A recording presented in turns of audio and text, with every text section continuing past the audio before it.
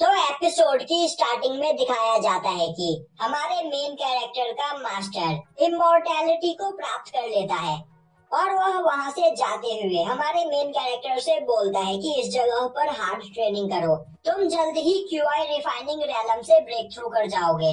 अब 10,000 साल के बाद हमारे मेन कैरेक्टर का एक साथी भी इमॉर्टैलिटी को प्राप्त कर लेता है और वह भी जाते हुए हमारे मेन कैरेक्टर से सेम ही बात कहता है।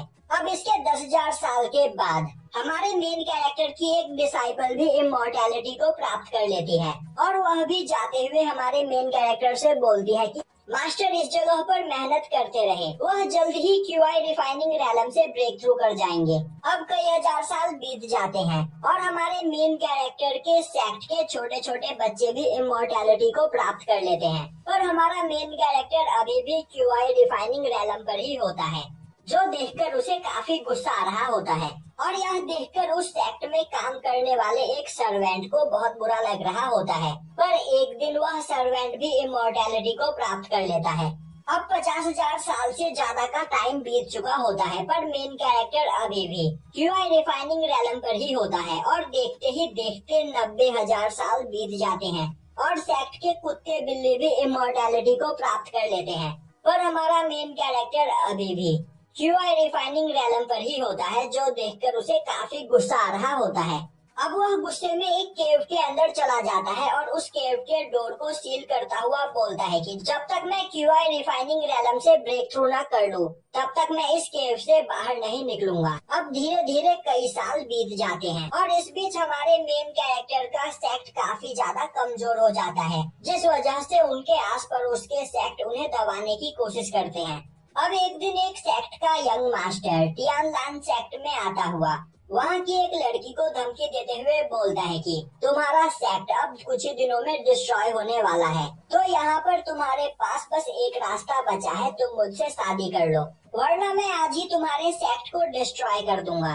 अब यह सुनकर उस लड़की को काफी ज्यादा गुस्सा आता है और वह बोलती है कि यहाँ पर चाहे कुछ भी क्यों ना हो जाए, वह उससे कभी शादी नहीं करेगी। जो सुनते ही वह लड़का अपने कुछ एल्डर्स को उस लड़की को उसके पास पकड़कर लाने का ऑर्डर देता है। अब यह सुनते ही दो एल्डर्स उस लड़की पर अटैक करने के लिए आगे बढ़ते हैं। वह लड़की उन एल्डर्स के साथ फाइट करने की कोशिश करती है, पर वह दोनों एल्डर्स उससे काफी ज्यादा पावरफुल होते हैं। दूसरी ओर बाहर का मौसम खराब हो रहा होता है और तभी एक लाइटनिंग स्ट्राइक उस केव के ऊपर लगे हुए सील पर गिरता है, जिससे वह सील डिस्ट्रॉय हो जाता है। अब केव का दरवाजा खुलता है और केव के अंदर से हमारा मेन कैरेक्टर निकलकर बाहर आता है और अब वह बोलता है कि इस जगह पर मुझे ट्रेनिंग करते 10,000 साल का टाइम बीत चुका है, पर मैं अब तक क्यूआई रिफाइनिंग रैलम से ब्रेक थ्रू नहीं कर पाया हूँ और यहाँ पर कल्टीवेशन करते हुए मुझे 1,00,000 साल से ज्यादा का समय हो गया है, पर मैं अब तक क्यूआई रिफाइनिंग रैलम पर ही हूँ। अब वह बाहर मौजूद ऑरा को फील करते हुए बोलता है टियानलान सेक्ट के 200 एल्डर्स के ऑरा गायब हो चुके हैं, मतलब उन सभी ने भी इमॉर्टैलिटी को प्राप्त कर लिया।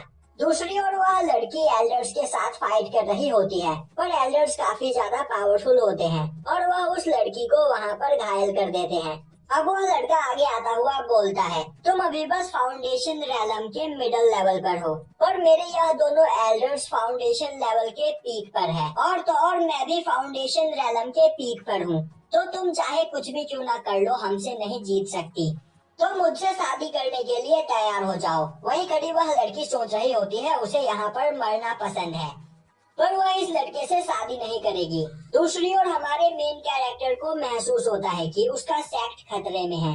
दूसरी ओर वह लड़की खुद को मारने के लिए आगे बढ़ती है, तभी उस जगह पर हमारा मेन कैरेक्टर आ जाता है और उस लड़की को रोकता हुआ बोलता है सुयांग के रहते तुम ऐसा कुछ नहीं कर सकती।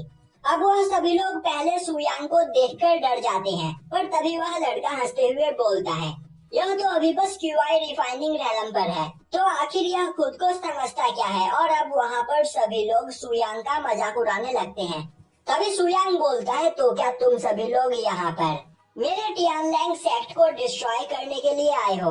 अब यह सुनते ही एक एल्डर हंसता हुआ बोलता है यह इंसान अभी बस क्यूआई रिफाइनिंग रैलम पर है, इससे पावरफुल तो कुत्ते और बिल्लियाँ होती है, पर आखिर यह खुद को समझता क्या है।